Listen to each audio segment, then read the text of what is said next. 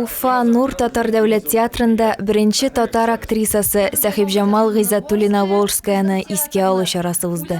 Син миңа ярдәм итсәң табыштан, мин сиңа тагын теләгән китапларны алып киләм. Яздырып алам да картотекадан.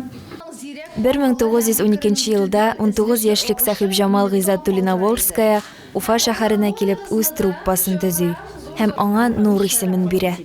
Шул елларда труппага алдынгы карашлы яшьләр берләшә. Сәхибҗамал үзе режиссер да, беренче профессиональ артистка да була. Бүгенге очрашу бик тә фәһемле һәм кирәкле чара дип уйлыйм мин. Чөнки Сәхибҗамал Гыйззәтуллина Волжская иң зур шәхесләребезнең беренчесе ул һәм гомумән татар дөньясындагы хатын-кыз ролен башкаручы буларак дөньяга танылган шәхес. Менә бу шәхесне күреп белгән кешеләр хәзер бармак белән генә санарлык дип исәпләнелә.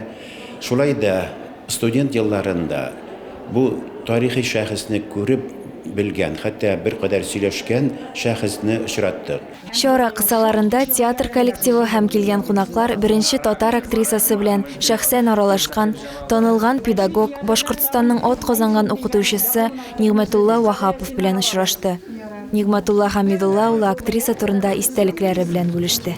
Беренче мәртәбә 69 елны университетта Мустафа ага Нугман безне гарәпчәгә өйрәтте. Гарәп шрифтлары белән укып өйрәнү белән мин инде шушы 69 елның җәендә Сәхибҗамал апа Гыйззәтуллина белән очраштым. Аның махсус очрашу да булмады.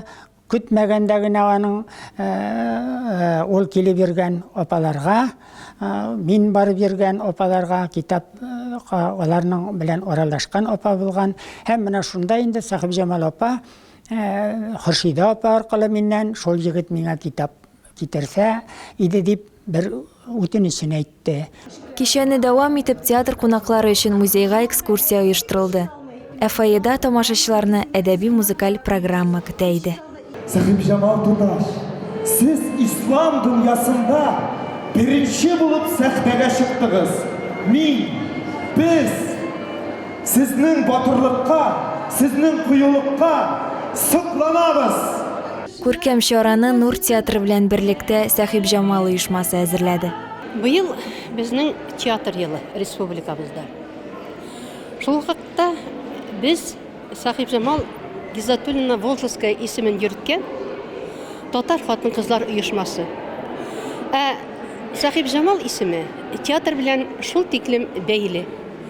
Быелгы елда аның менә шушы үзебезнең Нур театрыбызга нигез салучы, гомумән татар дөньясында беренче актриса, татар актриса буларак, быелгы елда аны искә алып, аны хөрмәтләп һәм аның нурларына коенып яшәгән вакытта аның юлыннан баруыбызны безгә ныгытып куярга кирәк иде.